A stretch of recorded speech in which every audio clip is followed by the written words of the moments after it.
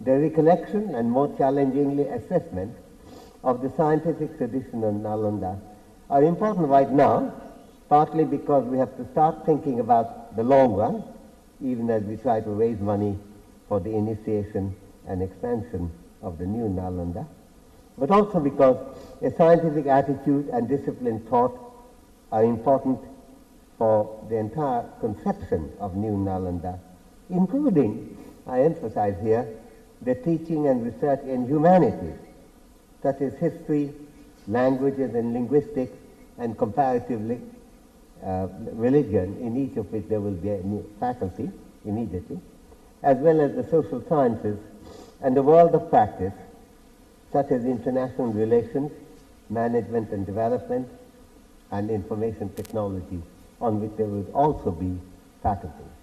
These are important subjects, but as you notice that they also don't require vast lab expenditure. So that's one of the reasons for going in that direction.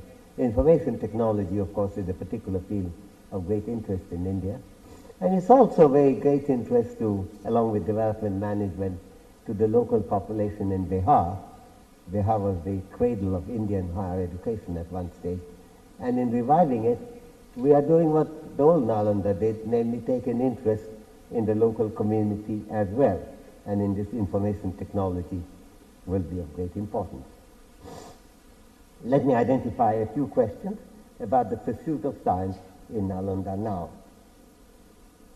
First, was the old Nalanda sufficiently large to be a factor in whatever pursuit it might have been championed? Was it large enough?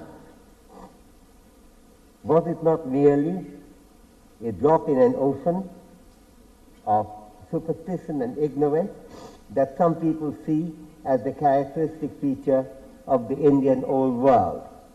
You only have to read James Mill's famous History of India, which was obligatory reading for all British civil servants sent off to run the Raj, to see how firm and politically important this conception of the past, consisting of superstitions and no science, was in keeping modern India in check.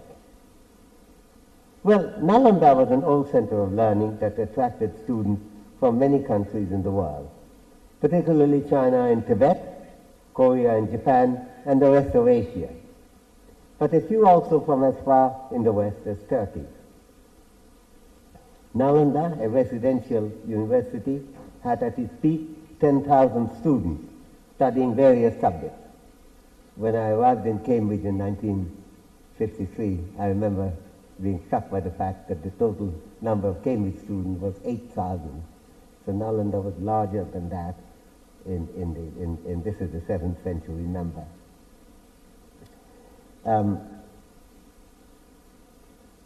Chinese students in particular, such as Xuanzang and Yi Jing in the 7th century, wrote extensively on what they saw and what they particularly admired about the educational standards in Nalanda. Incidentally, Nalanda is the only non-Chinese institution in which Chinese scholars received their higher education in the entire history of ancient China. There's no other place outside China that Chinese scholars ever went. It's important to recognize that while Nalanda was very special, it was still a part of a larger tradition of organized higher education that developed in that period in India, in Bihar in particular.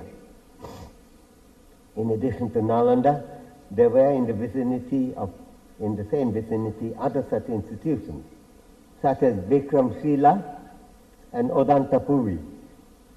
Indeed, Xuanzang wrote about them too, even though he himself studied in Nalanda.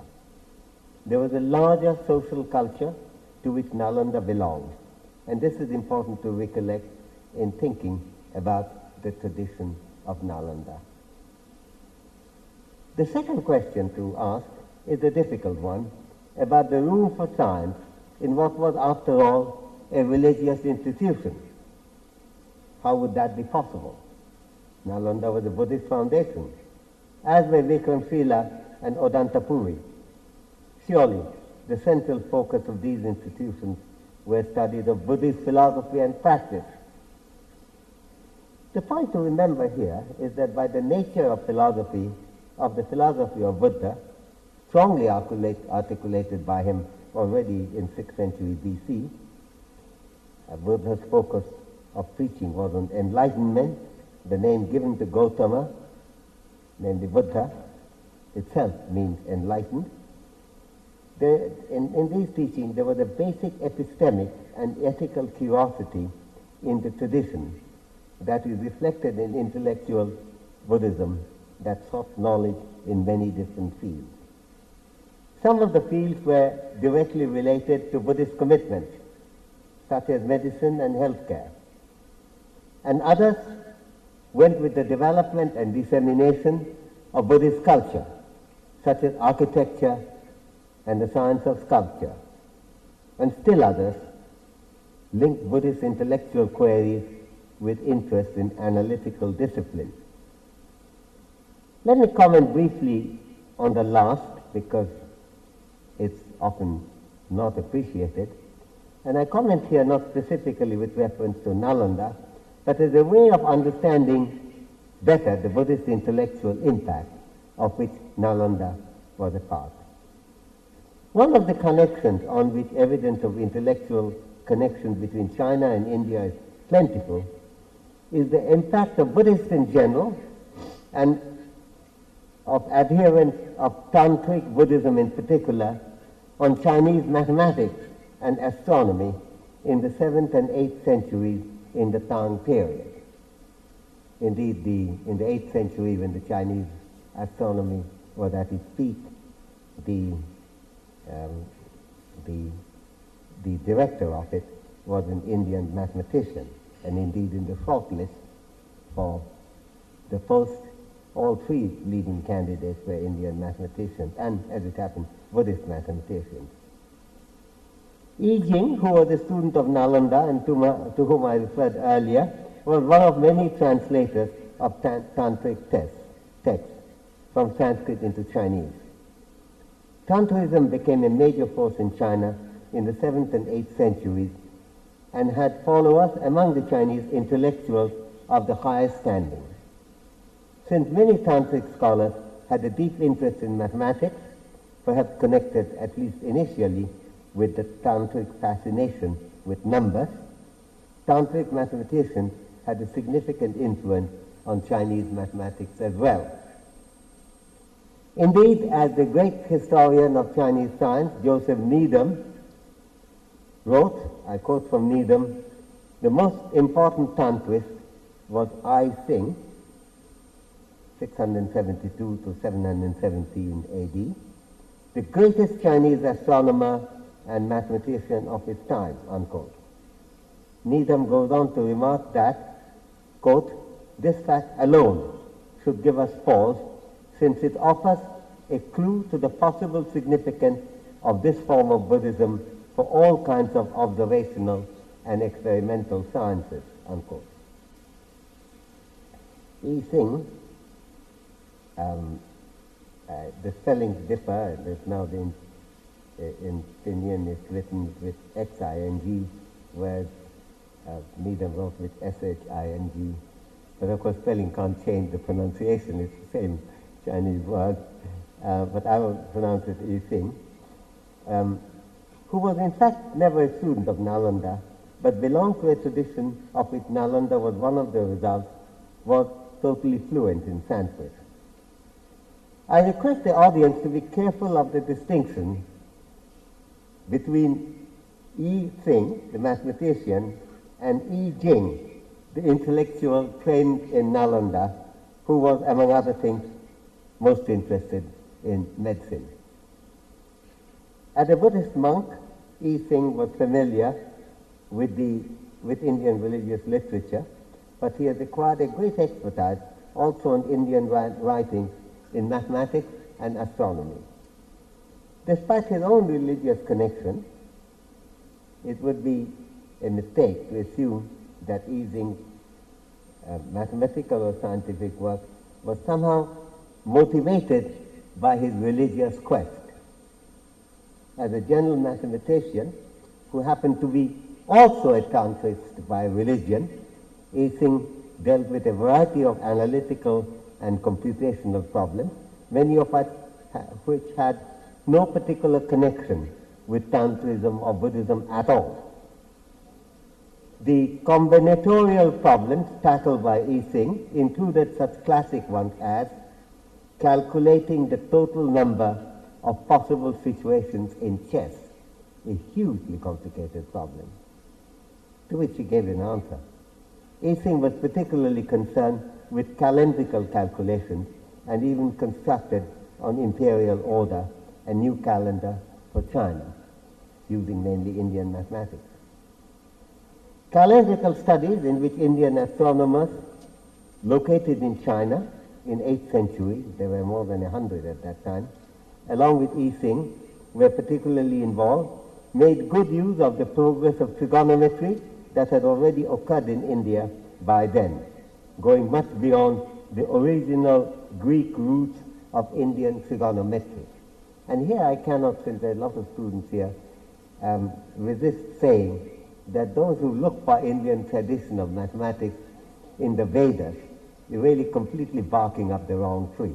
I spent a lot of time reading Vedas, and in Atharva Veda you do get some numerical puzzles, but nothing of interest, real interest in the mathematical evolution actually takes place then.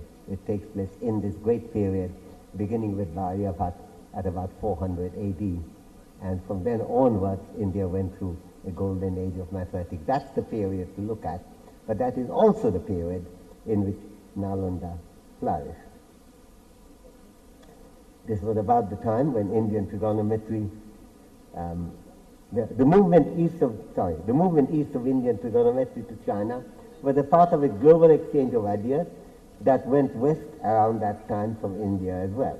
Indeed, this was also about the time when Indian trigonometry was having a major impact on the Arab world, with widely used Arabic translation of works of Aryabhat, Varahamihir, Brahmagupta and others, which would later influence European mathematics as well through the Arabs. I might mention that the great 10th century Arab mathematician Al-Khwarizmi knew Sanskrit extremely well, and his name, by the way, Al-Khwarizmi, is the source of the word algorithm used in mathematics, and his book Al-Jabr Muqabila is the reason why the subject is called algebra. So there was a close connection there, and sometimes the words, if you're fascinated by them, are worth following. For example, Aryabhat, I'm going off the text here for newspaper people if they're interested. Aryabhat, when he talked about the trigonometric sign of sine, he was a pioneer of that. We can ask why is the sign called sine. Now, Aryabhat called it jia, which is a chord, and jia artha, half of jia, namely radius. And if you remember your school geometry, you will remember why radius is connected with sine. So he called that, and later on in his work he shortened it by calling it simply jia. When the Arabs translated jia, they rendered it as jiva. Now Arabic, like Hebrew, doesn't have any vowels shown.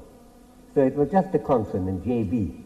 Jiva is a completely meaningless word in Arabic. But the word jade has a clear meaning. It means a bay or a cove. So the later Arab writers called it jade. You can see it from the poetry, from what they're rhyming it with. And when in 11